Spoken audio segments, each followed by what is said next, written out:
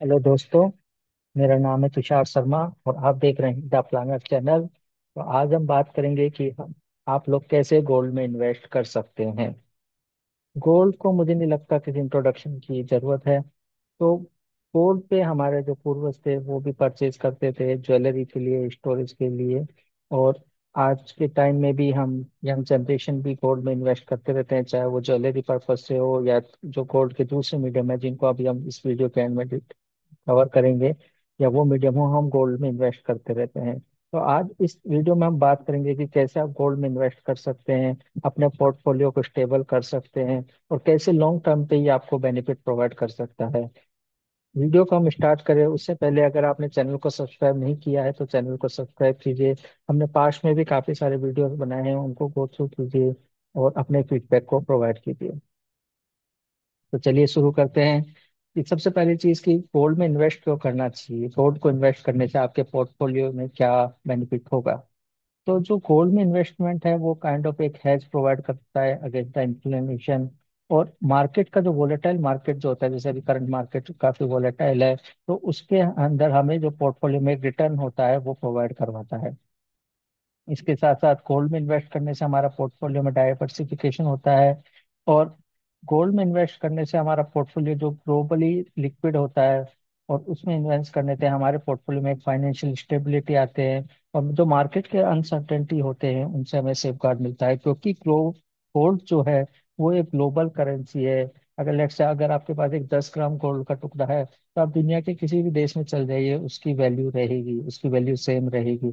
ऐसा नहीं है कि अगर आप इंडिया में उसको बेच पा रहे हैं तो आप यूएस में उसको यूज नहीं कर पाएंगे, नहीं, वहां पे भी है। तो गोल्ड एक ग्लोबल एक तरह से आप कह सकते हैं कि बैकअप है जो आपको हर हर जगह बेनिफिट प्रोवाइड करता है।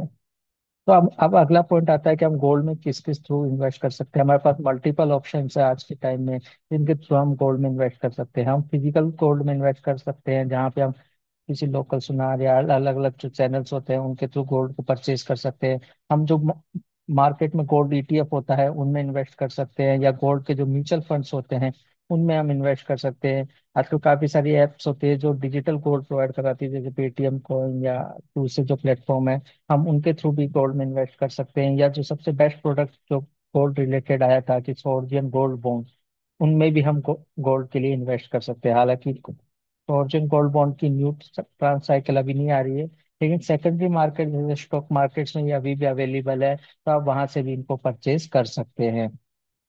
अब हम ईच वन ऑफ देम को हम डिटेल में डिस्कस करेंगे। सबसे पहले बात करते हैं फिजिकल गोल्ड की। तो फिजिकल गोल्ड को हम मल्टीपल ऑप्शंस में कर सकते हैं। हम उसकी ज्वेलरी बना सकते हैं, या हम उसको गोल्ड बिस्कुट या अलग अलग जो ऑप्शन है गोल्ड कॉइन उनके रूप में परचेज कर सकते हैं। और ये हम अगर आप गोल्ड पे ज्वेलरी बना रहे तो आप उसको आपके फैमिली मेंबर्स को पहन भी सकते हैं। लेट्स आपने चेन बनाई, कड़ा बनाया, तो आप उसको पहन भी सकते हैं।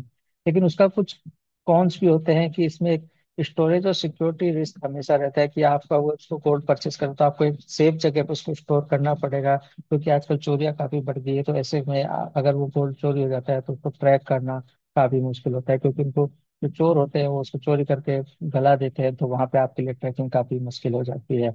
इसके लिए ये काफी अच्छा गिफ्टेबल ऑप्शन भी है जो आप अपने फैमिली मेंबर्स को, ब्रदर्स को, वाइफ को, पेरेंट्स को, या पेरेंट्स अपने चिल्ड्रंस को भी गिफ्ट कर सकते हैं।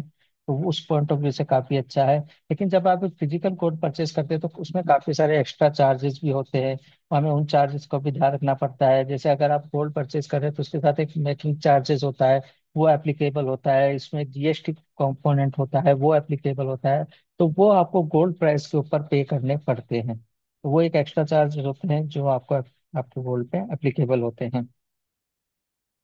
इसके अलावा अगर हम गोल्ड ईटीएफ और गोल्ड म्यूचुअल फंड की बात करें, तो ईटीएफ जो होते हैं वो हमारे स्टॉक एक्सचेंज पे ट्रेड होते हैं और वो रियल टाइम गोल्ड प्राइस को रिफ्लेक्ट करते रहते हैं।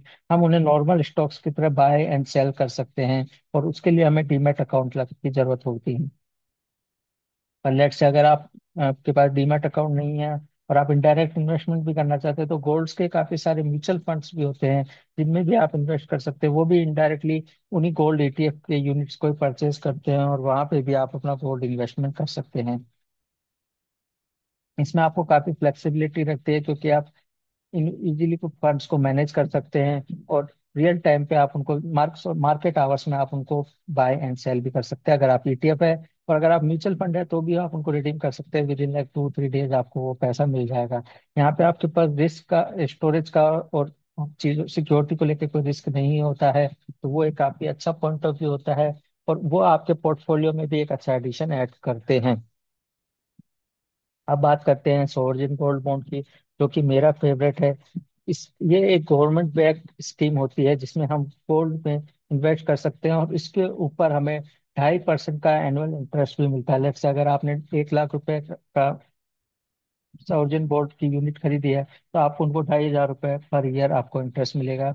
और ये जो सोवरिन गोल्ड बॉन्ड होते हैं, at the period of maturity, ये पूरा का पूरा जो इनका रिटर्न आता है वो पूरा का पूरा टैक्स फ्री होता है। तो अगर आप लेट से अगर आप सेकेंडरी मार्केट से भी यूनिट्स को परचेज करते हैं, और आप उनको मैच्योरिटी पीरियड तक होल्ड करते हैं, तो आपका जो पूरा रिटर्न बनेगा वो पूरा का पूरा टैक्स फ्री बनेगा। तो ये उस पॉइंट ऑफ व्यू से ये काफी अच्छा है, क्योंकि आपको प्लस एनुअल इंटरेस्ट भी मिल रहा है, प्लस आपका जो अमाउंट आ रहा है वो भी पूरा का पूरा टैक्स फ्री अमाउंट आ रहा है। और इसमें आपको स्टोरेज और सिक्योरिटी के लिए भी कोई कंसर्न नहीं होता। और क्योंकि ये गवर्नमेंट बेस्ड स्कीम है, इसलिए ये पूरी की तरह आप कह सकते हैं कि 100% सेफ एंड सिक्योर है। इवन गवर्नमेंट ने इसमें अब प्री मैच्योर रिडिम्पशन भी अलाउ किया है, और हर ट्रांस साइकिल के साथ गवर्नमेंट अनाउंसमेंट कर रही है, जिसमें अगर आप प्री मैच्योर करना चाहें तो आप उसको प्री सेल्स भी कर सकते हैं। क्योंकि पिछले 1 साल में गोल्ड ने लगभग 65% का रिटर्न दिया है। तो अब अगर आप उस पीरियड को बेनिफिट उठाते हुए गोल्ड को एग्जिट लेना चाहते हैं, तो आप इनको सेल भी कर सकते हैं। उसके अलावा जो डिजिटल गोल्ड होता है कि आज काफी सारे प्लेटफॉर्म होते हैं, उन पे जाके आप डिजिटल गोल्ड में इन्वेस्टमेंट भी कर सकते हैं, या मिनिमम 100 रुपीज का भी इन्वेस्टमेंट आपको अलाउ करते हैं। और जितना पैसा आप इनमें इन्वेस्ट करते हैं, उतना आपके बिहाफ पे ये गोल्ड कर परचेज करके अपने लॉकर्स में स्टोर कर सकते हैं। और अगर आप चाहें तो कुछ एक्स्ट्रा पेमेंट करके उस डिजिटल गोल्ड की फिजिकल गोल्ड की डिलीवरी भी ले सकते हैं। तो उस पॉइंट ऑफ व्यू से काफी अच्छा ऑप्शन है। हालांकि इसमें कुछ कॉन्स भी होते हैं कि जब ये कोड को स्टोर करते हैं, तो after a certain duration, let's say 2 और 3 इयर्स, वो उस कोड के मेंटेनेंस चार्ज भी लेते हैं आपसे। लेकिन फिर भी सिक्योरिटी पॉइंट ऑफ व्यू से अगर हम बात करें, तो ये काफी सिक्योर माने जाते हैं। और इवन आरबीआई द्वारा बैक भी होते हैं, तो आरबीआई का भी पूरा गवर्नेंस होती है, पूरी मॉनिटरिंग रहती है। तो अगर आप डिजिटल गोल्ड परचेज करें, तो मेक श्योर आप किसी जेन्युइन प्लेटफॉर्म से ही परचेज करें। और मेक श्योर जहाँ पे जो भी प्रोवाइडर आपका गोल्ड को स्टोर कर रहा है, वो आरबीआई द्वारा सर्टिफाइड गोल्ड प्रोवाइडर होना चाहिए, नहीं तो आपके लिए एक रिस्क रहता है।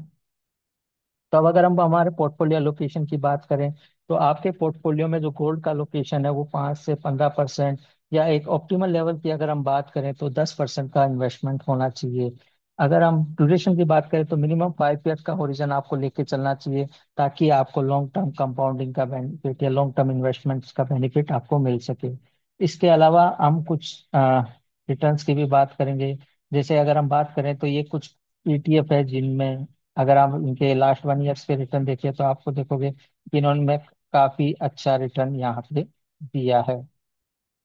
अगर हम इसको गोल्ड बेसिस पे फिल्टर कर लेते हैं, तो हम देखेंगे कि इन्होंने यहाँ पे काफी अच्छा रिटर्न हमें प्रोवाइड किया है। जैसे निप्पॉन गोल्ड भी, जो कि एक काफी फेमस स्कीम है, उसमें इन्होंने लास्ट में 1 ईयर में आप अप्रोक्स 55% का हमें रिटर्न दिया है। तो यहाँ पे जो दो चीज हमें ध्यान रखने वाली होती है, वो एक तो ट्रैकिंग एरर और एक एक्सपेंस रेशियो।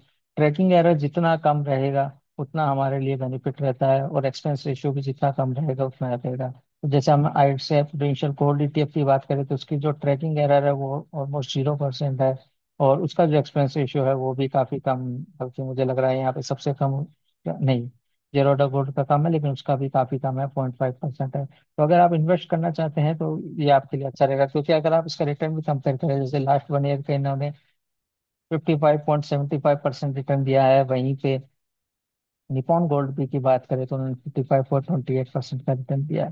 तो ये जो एक्स्ट्रा रिटर्न मिल रहा है, ये आपको इसी वजह से मिल रहा है कि आपकी ट्रैकिंग एरर कम है, प्लस आपका जो एक्सपेंस रेशियो है वो भी कम है। तो ये दोनों ही चीजें आपको लॉन्ग टर्म पे जब आपका अमाउंट ग्रो करता है तो उसके लिए बेनिफिट करती है। अब अगर हम यहाँ पे एक सेकंड पॉइंट की बात करें कि अगर 1 साल में हमने 55% का रिटर्न मिला है, तो हमें क्यों नहीं लॉन्ग टर्म, या क्यों नहीं मैक्सिमम 50%, 30%, 40% का अपना पोर्टफोलियो इन्वेस्ट करना चाहिए। तो इसका मैं आपको एक लाइव एग्जांपल देता हूँ। ये निप्पॉन गोल्ड पीस का एक चार्ट है, और अगर इस चार्ट को अगर आप यहाँ पे देखो, तो जो 1 नवंबर से अगर हम चालू करें यहाँ पे, अगर 1 जनवरी 2019 तक, तो आप एक जेनरिक रिटर्न की अगर आप यहाँ पे बात करें, तो गोल्ड का जो एक काफी लंबा कंसोलिडेशन फेज चला है, और इसमें आपको जो रिटर्न है वो ना के बराबर मिला है। सिमिलरली अगर हम यहाँ पे चेक करें 1 अक्टूबर 2020 से और यहाँ पे 1 जून 2023 तक, ये जो एक ड्यूरेशन है उसमें हमें गोल्ड का एक जो कंसोलिडेशन पीरियड चला है, और उसमें जो गोल्ड के रिटर्न मिले हैं वो ऑलमोस्ट जीरो के बराबर है। तो इस तरीके से गोल्ड एक पोर्ट मार्केट रिटर्न नहीं प्रोवाइड करवाता, लेकिन हमें हमारे जो पोर्टफोलियो है उसको एक स्टेबिलिटी प्रोवाइड करवाता है। इसी को ध्यान में रखते हुए हमें जो गोल्ड में इन्वेस्ट करना चाहिए वो हमारे टोटल पोर्टफोलियो का 5 to 15%, और उसमें भी 10% का ऑप्टिमल लेवल हम मान के चल सकते हैं। उसी को फॉलो हमें करना चाहिए। तो ये था आज का वीडियो, जिसमें हमने कवर किया कि आप गोल्ड में कैसे इन्वेस्ट कर सकते हैं, क्या क्या चैनल हैं, उनकी क्या क्या प्रोज है, कौन से, हमने एक एक टॉपिक को डिटेल में डिस्कस किया। आप हमें कमेंट्स में बताइए कि आपको ये वीडियो कैसा लगा। अगर आपके कोई क्वेश्चन है तो वो भी कमेंट्स में हम बताइए, हम उनको जरूर आंसर करेंगे। इसके अलावा अगर आप चाहते हैं हम किसी और टॉपिक्स को भी कवर करें, तो उनके बारे में भी कमेंट्स में बताइए, हम उन टॉपिक्स पे भी कोशिश करेंगे वीडियो बनाने की। ये वीडियो आपको कैसा लगा, इस वीडियो को लाइक करके मुझे मॉरल सपोर्ट कीजिए, और इसके साथ मेरे चैनल को सब्सक्राइब कीजिए। Thank you everyone. बाय।